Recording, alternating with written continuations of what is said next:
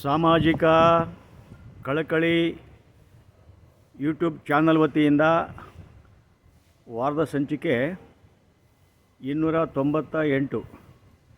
ಇವತ್ತು ಕರ್ನಾಟಕದಲ್ಲಿ ಒಂದು ರಾಜಕೀಯ ಅನಿಶ್ಚಿತತೆ ಇದೆ, ಅಂದರೆ ಪೊಲಿಟಿಕಲ್ ಅನ್ಸರ್ಟನಿಟಿ.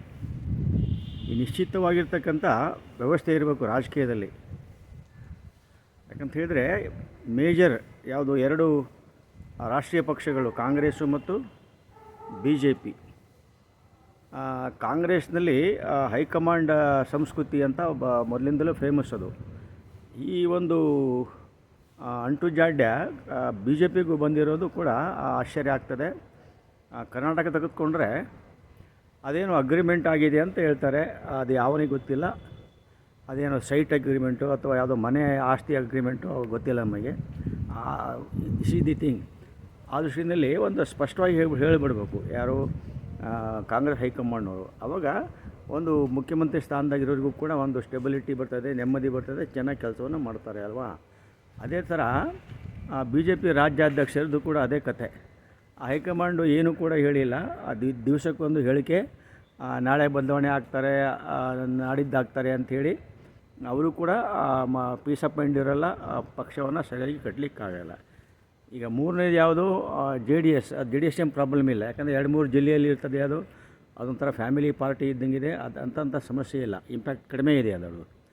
ಆಮೇಲೆ ಇನ್ನೊಂದು ಕೇಳಿಬರ್ತಾಯಿದೆ, ಯಾವುದು ರೀಜ್ನಲ್ ಪಾರ್ಟಿ, ಒಂದು ಪ್ರಾದೇಶಿಕ ಪಕ್ಷವನ್ನು ಮಾಡಬೇಕು ಅಂತೇಳಿ ಮಾಜಿ ಮಂತ್ರಿ CM ಇಬ್ರಾಹಿಂರವರು ಮತ್ತು ನಮ್ಮ ರೈತ ಮುಖಂಡರಾಗಿರ್ತಕ್ಕಂಥ ಕೋಡಿಹಳ್ಳಿ ಚಂದ್ರಶೇಖರ್ ಅವರು ಮಾತುಕತೆ ಆಗ್ತಾಯಿದೆ. ಇದು ವರ್ಕೌಟ್ ಆಗೋಲ್ಲ. ಯಾಕಂತ ಹೇಳಿದರೆ ಎಲ್ಲವೂ ಕೂಡ ಫೇಲ್ ಆಗ್ತದೆ. ಅಲ್ಟಿಮೇಟ್ಲಿ ಇರೋದೇ 2-3 ಪಕ್ಷಗಳು ಮಾತ್ರ ಇಲ್ಲಿರ್ತದೆ.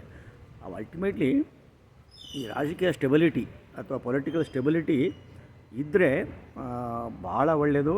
ಎಲ್ಲ ಕಾರ್ಯಾಂಗ, ನ್ಯಾಯಾಂಗ, ಶಾಸಕಾಂಗ ಒಳ್ಳೆಯ ಕೆಲಸ ಮಾಡ್ತದೆ, ರಾಜ್ಯ ಪ್ರಗತಿ ಹೊಂದ್ತದೆ, ಮತ್ತು ದೇಶಕ್ಕೆ ಒಂದು ಮಾದರಿ ಆಗ್ತದೆ. ಎಲ್ಲಕ್ಕಿಂತ ಮುಖ್ಯವಾಗಿ ಪ್ರಜಾಸತ್ತಾತ್ಮಕ ವ್ಯವಸ್ಥೆ ಅಥವಾ ಪ್ರಜಾಪ್ರಭುತ್ವ ವ್ಯವಸ್ಥೆ ಹೆಚ್ಚೆಚ್ಚು ಬಲಿಷ್ಠಗೊಳ್ತದೆ. ಇದು ಬಹಳ ಮುಖ್ಯ ಆಗುತ್ತೆ. ಅದಕ್ಕೋಸ್ಕರ ಆದಷ್ಟು ಬೇಗ ರಾಜಕೀಯ ಅನಿಶ್ಚಿತತೆ, ಪೊಲಿಟಿಕಲ್ ಇನ್ಸ್ಟೆಬಿಲಿಟಿ ಅಥವಾ ಪೊಲಿಟಿಕಲ್ ಅನ್ಸರ್ಟನಿಟಿ ಬೇಗ ದೂರ ಆಗಲಿ ಅಂಥೇಳಿ ಶುಭಾಶಯನ ಹೇಳ್ತಾ, ದಯವಿಟ್ಟು ಇದನ್ನು ನೋಡಿ ಸಬ್ಸ್ಕ್ರೈಬ್ ಮಾಡಿ, ಫಾರ್ವರ್ಡ್ ಮಾಡಿ. ಪುನಃ ಮುಂದಿನ ವಾರ ಹೊಸ ಸಂಚಿಕೆಗೆ ಬರ್ತಾಯಿದ್ದೀನಿ. ಎಲ್ಲರಿಗೂ ಮತ್ತೊಮ್ಮೆ ಧನ್ಯವಾದಗಳು.